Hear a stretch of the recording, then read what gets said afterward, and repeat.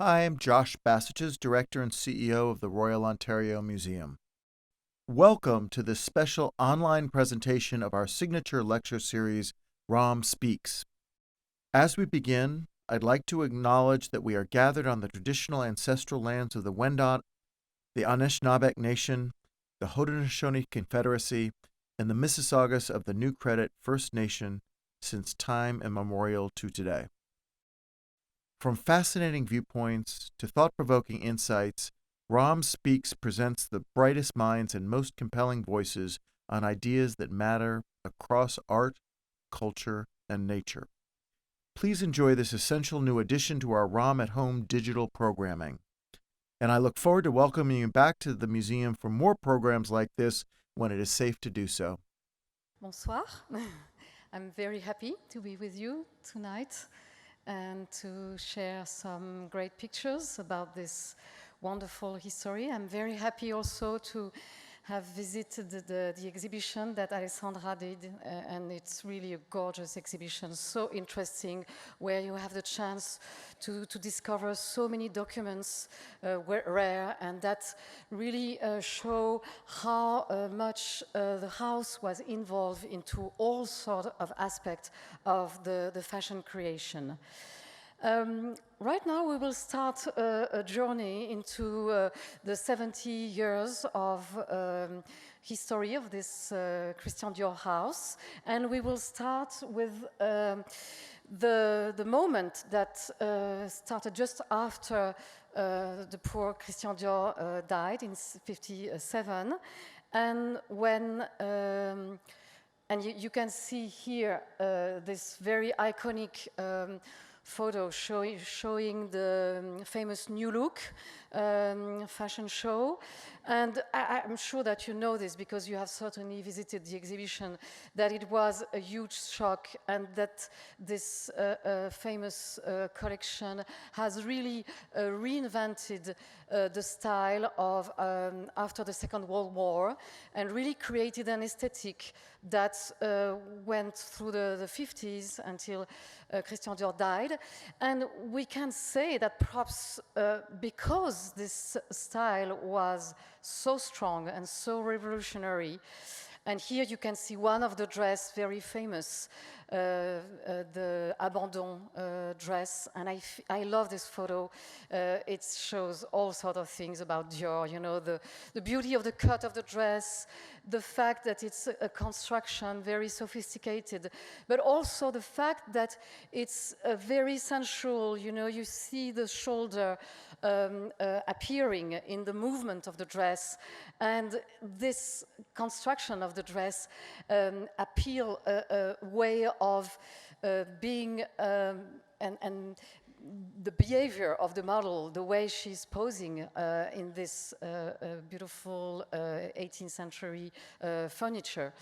It's this whole idea of sophistication and the fact that it's really, Christian Dior has envisioned not just the dress, but the whole idea of the renewal of the French spirit, what did France so great in the 17th century, 18th century, 19th century, and this nostalgia for this type of elegance.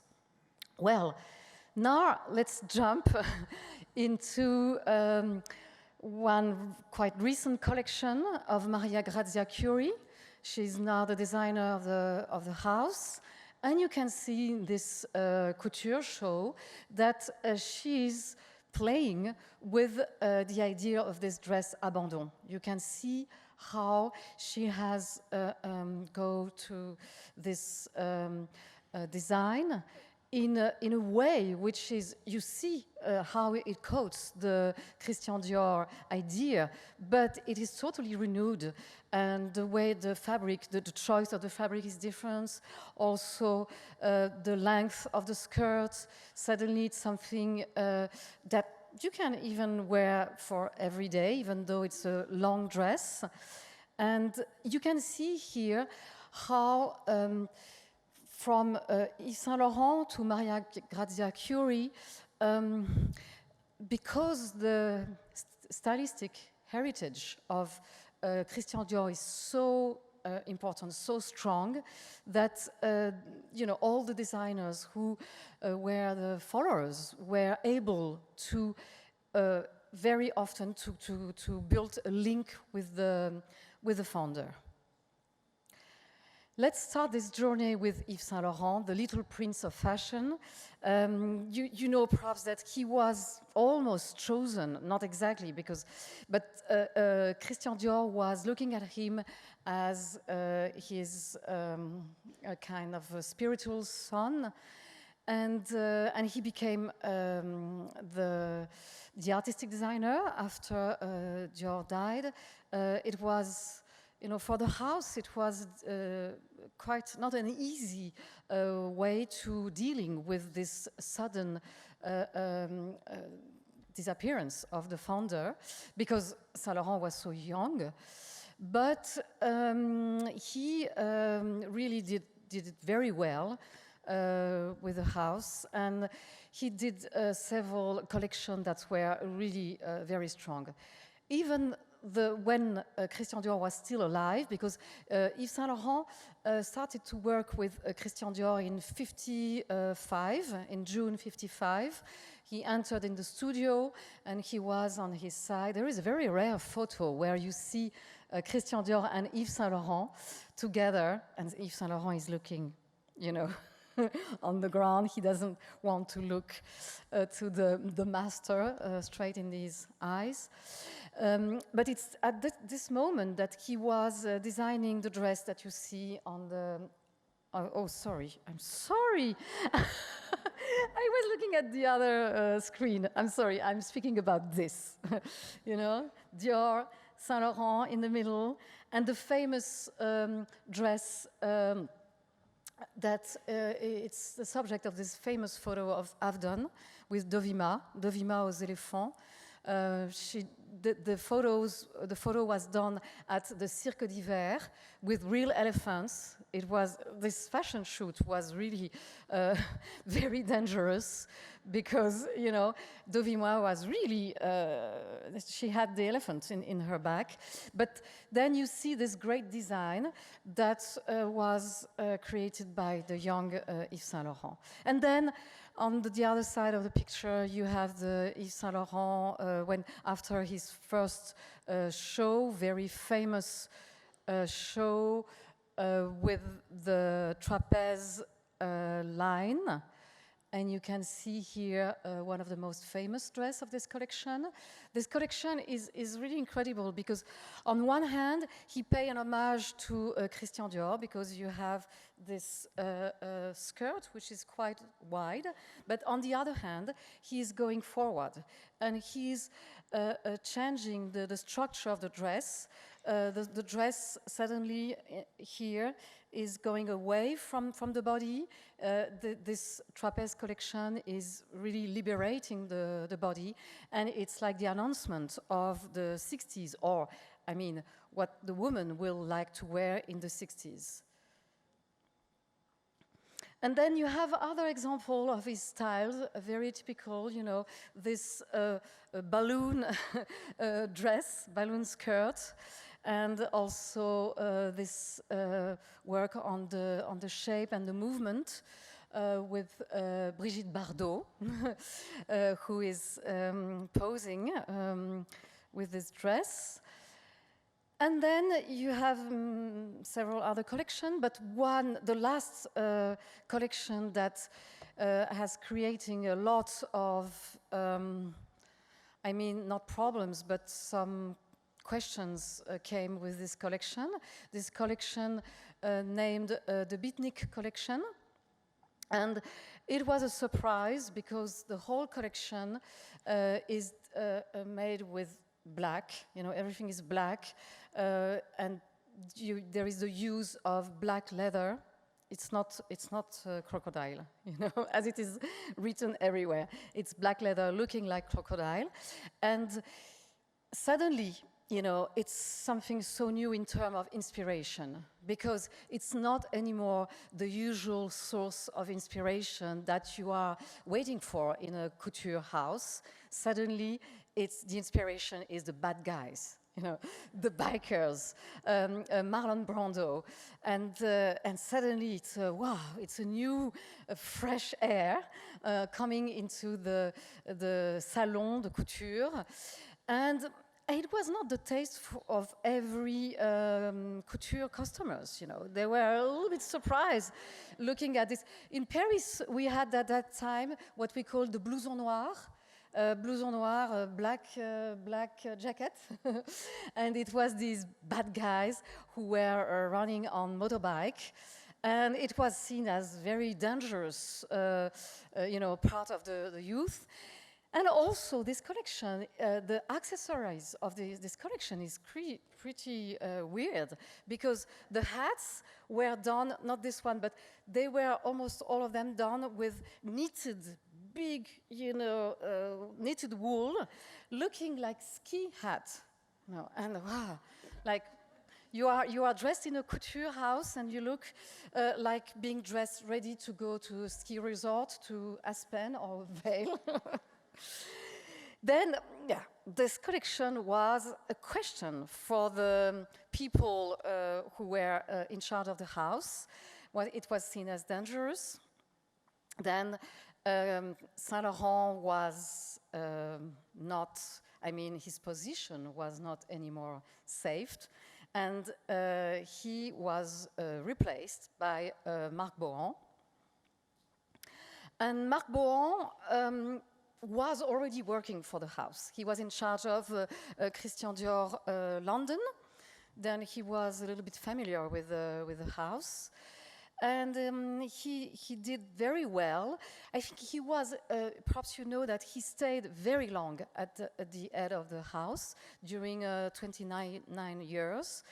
And why? Because I think he was really beloved by the customers. And he was really working for them, you know, really thinking about the way a lady has to act, you know, and the way, and what she's waiting for, the style that she need to wear. And he was, of course, less adventurous and less doing a cutting-edge fashion than Yves Saint Laurent. But he was really in the spirit and the mood of this moment. And especially with his first collection and the collection just after, that were described as the slim look. And the slim look was really building a silhouette very, very slim and very young. He has really captured the spirit of the time. In the 60s, you had to look young. It was the idea, the dominant idea of this moment. And you can see this in these images. You can see here in this image that he was great into creating suits and coats. He had really a great sense of building and construction. And it's really, we are with him at the art of what you can do with a couture house. Here you see a very good example of a suit that he did in the 80s. Beautiful cut, and you can see also the way he's dealing with the heritage. And you have, you know, this jacket with this very thin waist and the hips that are unfazed by the cut. Of course, it's not the same approach as Christian Dior. Christian Dior would have put inside the hips some paddings, but here we are in the 80s, and of course it comes with a mini skirt. Another creation, also he was very appreciated for what we call in French robe d'hôtesse, you know, these very easy to wear evening gown with a lot of muslin, very, very fancy colors. And also he was very close to very famous women, and especially Grace of Monaco. He was doing almost half of her wardrobe. You can see how much they were close to each other. Here, Grace of Monaco is opening the new boutique for Baby Dior, and you can see also Caroline and Stéphanie, the two daughters of Grace of Monaco. And it's funny to see how they loved this dress created by Marc BOHAN following the inspiration of Jackson Pollock. It's a very interesting embroidery. It's a print, and then it's embroidered on the print. And here other famous, beautiful women that he had to dress. Here two famous actresses like Maria Felix and Liz Taylor. And of course, Marilyn Monroe with this famous last photo shoot that she did with Bert Stern. And Marc BOHAN, after his long reign, was followed by GIANFRANCO FERRE. It was something quite amazing to have suddenly an Italian designer invited to come to this very Parisian couture house. And he was not, totally understood from the scratch, but then soon after, many journalists loved what he did, and especially this vision of postmodernism and the way he was dealing with the great tradition of Christian Dior. And this idea of very spectacular style, you know certainly that Christian Dior loved to do some effects, with red dress, he was calling this his coup de Trafalgar, and he had a great sense of theater, in his collection. And red was very important. There was all sorts of names to describe reds. And here, Gianfranco Ferre is dealing with this, but in a very Italian manner, and you can see in this dress his link with the interior design, architecture, the tradition of Barocco in Italy, especially in the lake region, north of Italy, where he had a beautiful palace on Lago Maggiore.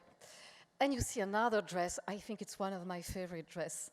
On the other side, it's a dress called Palladio, and it's following the shape of a column of the temple with a Corinthian order. It's really unbelievable.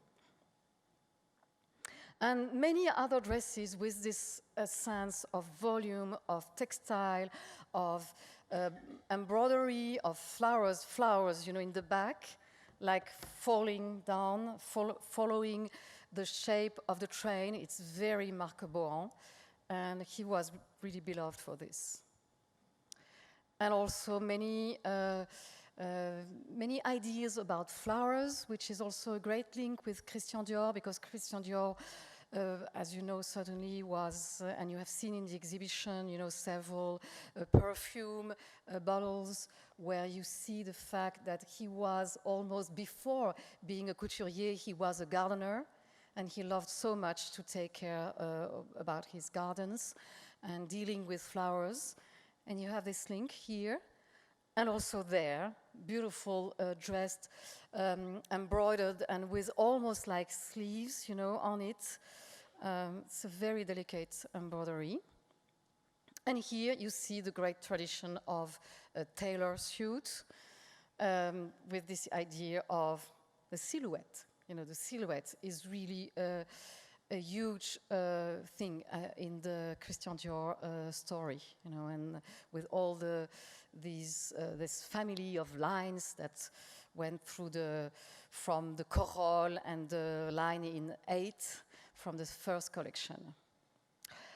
After Gianfranco Ferré, it's again a big change. And we can notice that in the history of the Christian Dior house, you have, on one hand, a legacy, you know, and links with the founder, and on the other hand, these characters that really are surprising and that you are really surprised to see them at the head of the house. John Galliano was a huge surprise because he was seen, and in the press and in the magazine, he was seen like a punk couturier. He was not seen as really fitting with the Christian Dior house.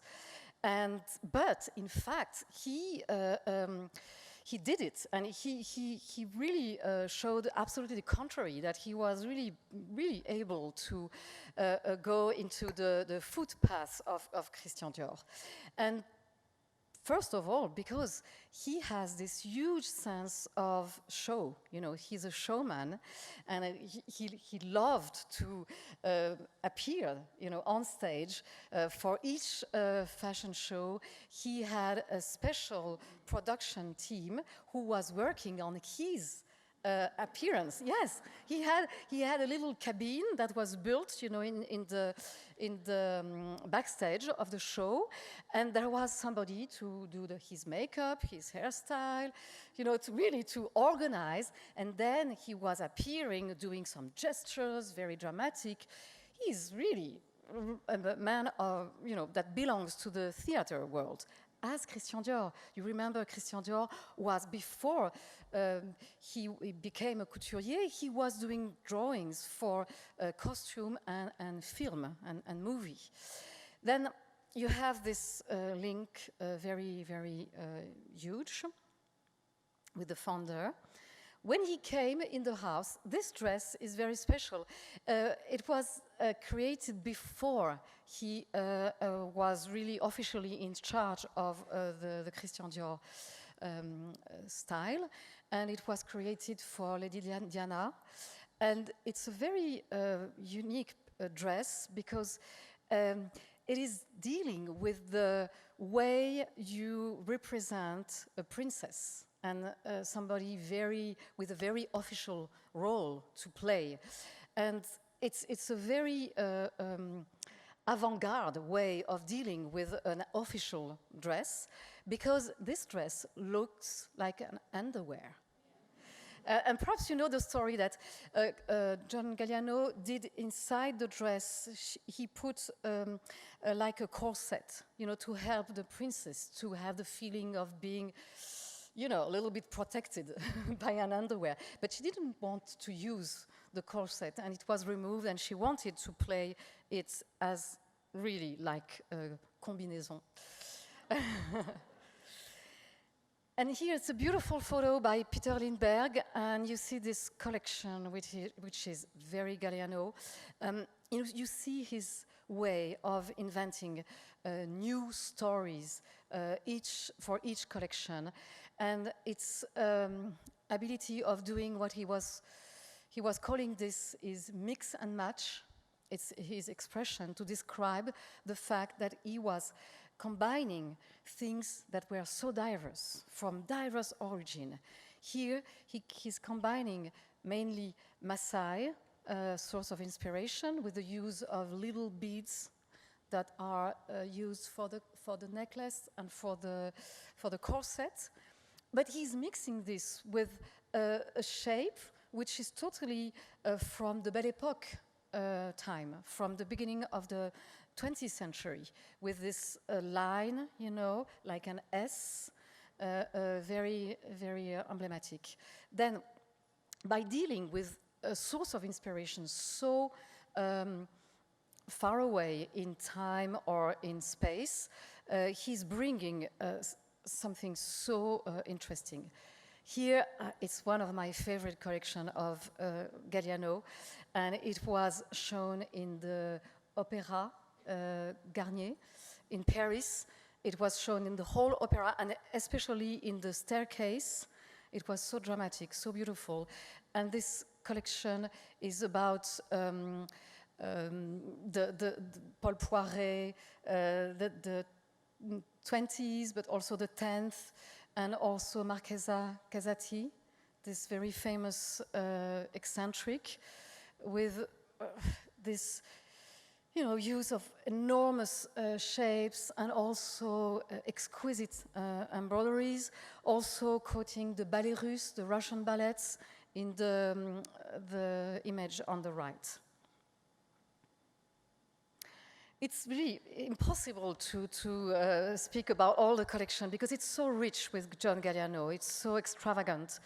And here he's dealing with two ideas of royalty.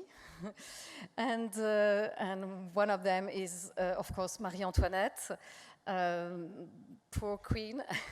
and he's doing this quote with a lot of humor because you can't see here, but the embroidery on the dress is showing little lamps with a red line here, showing that they had their head cut off. Then, okay, it's very Galliano, yes, a little bit borderline, and yes, as journalists were saying, a little bit punk, punk rock. Oh, this is a collection that was problematic, and that, it's about the poor people. He was looking in the street of Paris, but more especially on the river, the bank river of along the Seine, while he was doing his jogging every morning. He was looking at these homeless people, and it was a source of inspiration of this collection. Journalists were saying it's really bad taste. You don't have to make jokes about this. And he was saying all sorts of answers, in magazines to explain. And he was saying, when you have Charlot, Charlie Chaplin, who is inventing Charlot, this character, it's about a homeless too. And nobody is saying anything against it. While when you are a fashion designer and you play with these ideas, suddenly it's a problem, The collection is really interesting in terms of fabric, in terms of mixing all sorts of things, paper, newspapers, and all sorts of things, really crappy things that are put on the top of the dress, like if the dress has been discovered in a trash. But of course, very elaborated.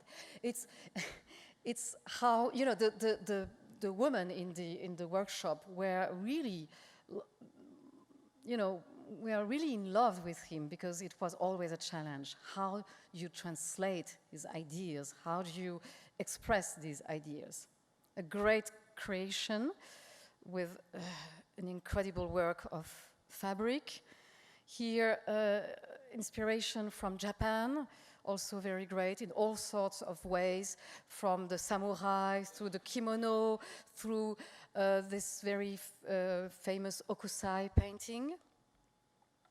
And of course, Spain, because, as you know, he was originally from Gibraltar. And the Egyptian collection, a great moment with this extravaganza, and again, a huge work that you can't see in the fashion show. And it's great to have the opportunity to show these things during exhibitions, because you can appreciate how much work has been put into the embroideries, into the cut, into the structure of the garment. Here, this collection is about the making of a collection, and how it's really amazing how you can do in an atelier. And a great collection about tulips. And this is about René Gruot, this artist who was this friend of Christian Dior, who did a lot of design, illustration for the perfume and the beauty brand of the house during many, many years. The story ended a little bit sadly, but then Ralph Simmons came, and he has a totally different identity. He was, first of all, a furniture industrial designer, and he was seen as a very conceptual designer, while I think he was also great into dealing with shape and also keeping this reference and this link with Christian Dior, with huge skirts, thin waists, but adding more things on the top of this, like the sterling ruby collection. You see one example on the right side. And he's also dealing with color, which is also a great link with Christian Dior. Of course, he experimented this in the previous brand from whom he was the designer. Great embroidery, something that he's not so well known for, but when you see again from very close, it's incredible because these embroideries are really three-dimensional with several layers, and it's really a way to renew the technique of embroidery. Amazing dress with work on pleats and ribbon that were put on the shape before. And yes, as I said, this reference and this collaboration, in fact, it's a real collaboration with sterling ruby. And it brought him the idea of using this fabric, very elaborated chine, which is a technique very sophisticated. He was also dealing with the 18th century idea that it's so important in the history of the house, and you know that Christian Dior was really in love with the style, and the style of the house was in the 18th century spirit. And here, Ralph Simmons is doing great collection with this. You know, it's interesting, from far away, you think that it's okay, it's a court dress with a side petticoat, underwear, you know, a petticoat or shape on the side. But when you are from very close, you discover that the shape has nothing to do with the 18th century. And it's really a very modern and contemporary shape. Another great shape that Jennifer Lawrence wore. And after Ralph Simmons, since a few collections, Maria Grazia CHIURI is in charge of the design of the house. She's Italian. She was in charge previously of Fendi. She has a huge experience, and then Valentino. And she has again done a huge change. And really, she has done something that nobody was waiting for. And here it's a ready-to-wear collection, but it was everywhere on internet and in the magazine, because there was this huge message and this huge idea about feminism. You know, she's acting as a woman at the head of a house that was always directed by men. And she's bringing this spirit of strong woman, you know, and this idea that you can be fashionable, you can be very seductive, while you can be strong together. You have example here of her first collection, and also links with the famous tailleur bar, you know, the black and white, very famous suit from the first collection, and also this work about flowers and it's a great, the dress Essence d'Herbier on the right side of the picture is in fact, she has worked with an old sample of embroidery that belongs to the Musée Christian Dior of Granville in Normandy. This museum is inside the former family house of Christian Dior, and she has worked on this sample in order to do something new in terms of shape and the way the embroidery is phased in terms of proportion. And here she's doing a very great work on embroidery. The idea here is to, in fact, she has asked to the atelier to do very exquisite flowers in silk, very delicate. And then when they received the flowers in the main atelier, she asked, and everybody was surprised and shocked around, she gave the order to the people around her to iron the flowers and to destroy them, you know. And then to cover the flowers with a layer of tulle in order to have a fading away effect, in order to have the effect that you have in Herbier, you know, a book where you keep dry flowers. I don't know what you see this. And here you see Rihanna with a creation, which is again a great link with the founder, with this shape, you know, this bust and this dramatic shape of the skirt. And here it's the most recent collection, the couture collection, which is quoting a lot of many surrealist artists, such as Remedias Varro, an artist, female artist, who was first active in Paris and then in Mexico City. It's the black and white dress.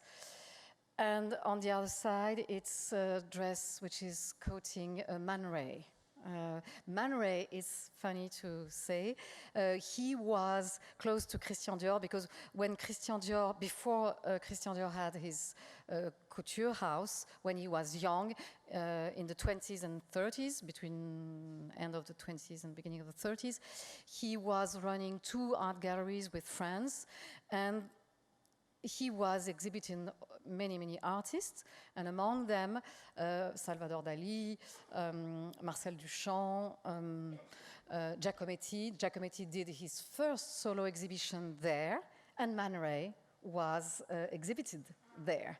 Then it's a way, perhaps, for Marie Grazia to quote this great history of couture inspired by art and inspired, and also how you can deal with nostalgia, with dream, and with this great gesture known as the new look that the founder Christian Dior did when he showed his first collection in February 1947, and how still today you can deal with this source of inspiration and being very modern and very today. Thank you very much for your attention.